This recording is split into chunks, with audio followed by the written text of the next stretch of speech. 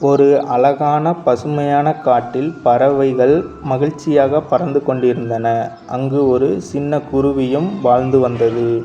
அந்த குருவி ரொம்ப வேகமாக பறந்து தன்னுடைய வேகத்தைப் பற்றி எல்லோரிடமும் பெருமைப்பட்டு பேசும். காட்டில் உள்ள அனைவருக்கும் அதனைப் பற்றி தெரியும்.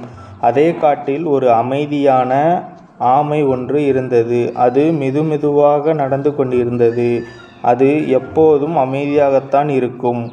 குருவி ஆமையைப் பார்த்து சிரித்தது. நீ ரொம்ப மெதுவாக இருக்க என்று கிண்டல் செய்தது. ஆமை அதற்கு சிரித்து கொண்டே பார்த்தது. ஆமைதான், ஆனால் அதனை எங்கு காமிக்க வேண்டும் என்பதில்தான் இருக்கிறது. ஆனால் நிதானம் இன்னும் முக்கியம். அடுத்த நாள் பெரிய மழை, காற்று அடித்தது. காடே அலறின. குருவி வேகமாக பறக்க முயன்றது.